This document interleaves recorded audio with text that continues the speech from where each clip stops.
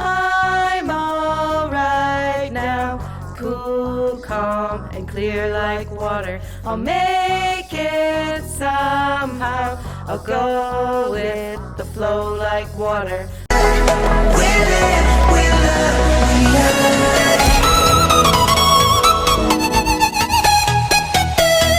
Ну а сейчас я расскажу, как вести раковицу в игре My Singing Monsters. Для этого нужно скрестить брюшка и ударничка. И тогда у нас получится вот такой прекрасный монстр. Он выводится на протяжении 12 часов, но он не настолько редок, чтобы зажигать факела. Oh my gosh! What do I do?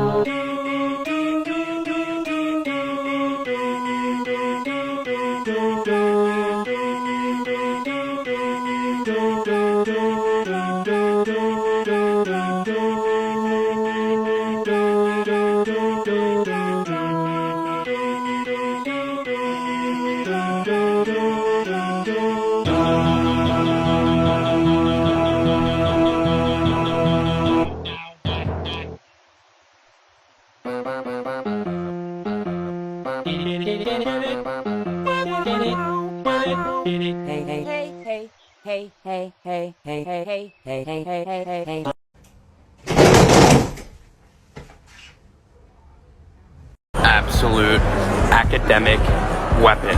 Academic weapon.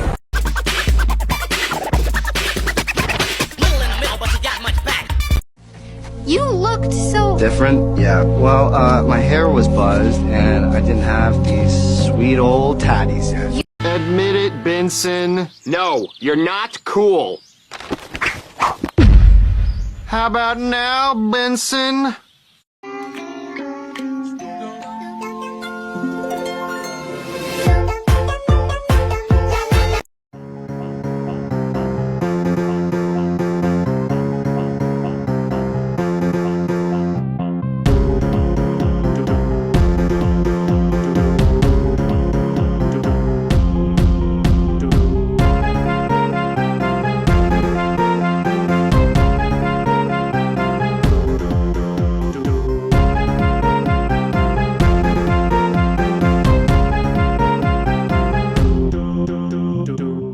Absolute academic weapon. Academic weapon. Oh my god. Oh my god. Oh my god. Oh my god. Oh my god. Oh my god. Oh my god. Oh my god. Oh my god. We're in like a pack of sardines, and we cannot escape, we cannot come out. Mama! Bum. Bum. Bum. Bum. Bum. Do. Do. Do. Do.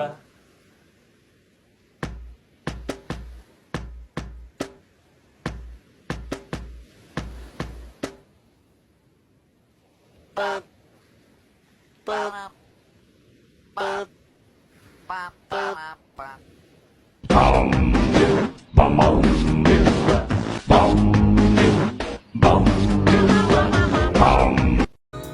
The ocean's deep, the current strong. Right here I found where I belong. It's all around.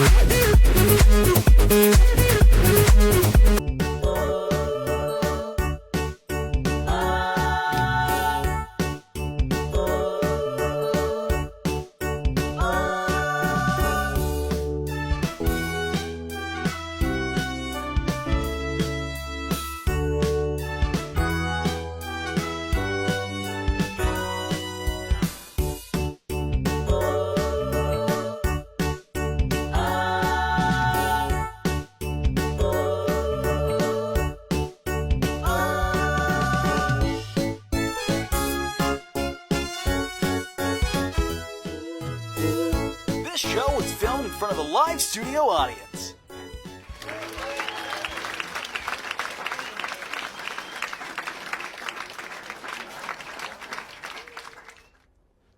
So guys, I'm thinking we do something big for the season finale of Belle's Piece. I'm thinking merch. Yeah, sure.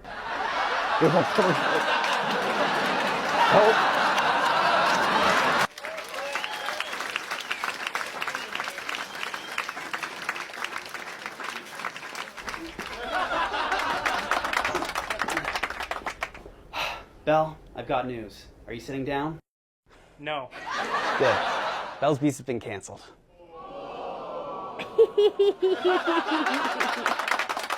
This is no time for hee-hees, Jen. What about Wowee? Tyson, you're a monster.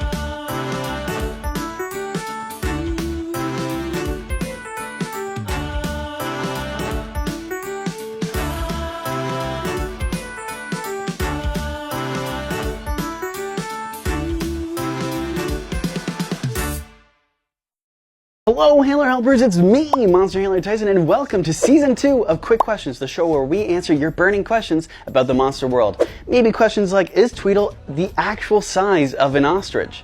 And well, I would say... yes. Now, let's get into our first question, shall we? Now, this first person brings up how Thrumble has claws very similar to some animals in the human world that are good at digging and climbing and all sorts of things. And they're wondering if they do similar things like these animals or if they use their claws for something completely different. In which I would say, yes, they actually do very similar things because Thrumbles are very good at climbing. They share many similarities with the human world's three-toed sloth as they both share 3 long clawed fingers and actually move quite alike as well. But Thrumbles are much quicker. Even though a Thrumble's neck can naturally elongate to survey its surroundings, it does like to climb in order to get the best vantage point. Common Thrumbles do have an additional helpful edge for climbing compared to their rare and epic counterparts, as their feet act as a natural suction cup to aid them if they are climbing something maybe a little too sheer. Although their suction cup feet are nowhere nearly as developed as Scups. This next question asks, how are bone elementals able to live? Are their insides inside their bones, or are they just together because of magic because they're magical monsters? And does this apply to Bon Appetit, the Weblin? Alright, so bones in the human world mostly contain calcium and bone marrow, which if you didn't know is where your blood cells come from. Like in the human world, bones represent the foundation and structure of many singing monsters' bodies, including the bone elementals. But how those bones interact with their other bodily systems is difficult for us to understand. Maybe some monsters do have their insides stuffed in their bones, working like an exoskeleton. Maybe others do have flesh, but it's invisible or not perceivable to our eyes. Now, how does this all work? Magic, of course. Bone is a magical element. As for Bon Appetit, seeing how it's a synthetic being created by Webox, it is safe to say that it's the element of electricity that is coursing through it that powers its essence. Now, to say Bon Appetit has no internal systems is probably wrong, but I can confirm that they work much differently than the bone elementals. This next question asks, are Screamew's branches actually attached to them, and if so, do they make them uncomfortable? Now, I can confirm that Screamew does have them attached, but they are perfectly comfortable, so do not fret. Though, the branches do serve another purpose. You see, Screamews actually don't have ears, so they can't hear what pitch they are singing at. So they use vibrations from their branches to determine which pitch they are on. For example, if they sing at a low pitch, the lower branch slightly vibrates, which indicates to them what pitch they are on. Additionally, like Furcorns, Screamews are actually quite jumpy, so they don't like when other Weblins sneak up on them, so their branches act as another sense in a way to make sure that no one or no thing are sneaking up on them. Our next question is common Wobox on water island weaker than its on land counterparts? In which the answer is no, they are actually just as strong. Living ocean water does not have the same effect on technology as human world water would. So you can drop your phone in the living ocean 100 times and it will not break. I would not recommend trying this in the human world though, no matter how waterproof your phone says it is. Our next question asks, are Epic Bogart's horns edible and are the puddles they stand in drinkable? Now, for those of you who do not know, Bogarts that stand in melted ice cream puddles actually turn into Epic Bogarts because of the sugar rush. Quoting our Monster Handler journals, the composition of Epic Bogart's horns is altered at a chemical level, growing into gnarled up spires until they break off like peanut brittle. Note the word like. Now they may break like peanut brittle, but that does not mean they are edible. As for the melted ice cream puddles they stand in, they are drinkable, I guess, but it would probably be more enjoyable frozen in a cone. This next question asks, are Sneisler and Flugel related because they both produce sound using their nose? Now, there must be some sort of common DNA in there because, as you pointed out, both fire monsters make use of their snouts to produce their music. Another trait that unites these two is that, especially in their youth, their noses cause them to be overly snotty and sniffly, so having a tissue or a soft leaf nearby is always essential. So other than that, in their fire elemental heritage, Sneisler and Flugel aren't especially closely related. Okay, so this next question asks, is Toejammer actually a ethereal? Now, in the season 1 finale of Quick Questions, I did say that Toejammer was a water ethereal. Our next question is, how does Toejammer make its sound? Now, as a water ethereal, it has a... Is that true? No, because I meant to say water elemental.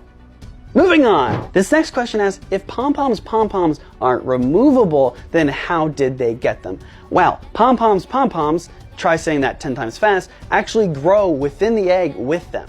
They act as additional cushions for the little monsterling to make sure they are extra protected in their egg.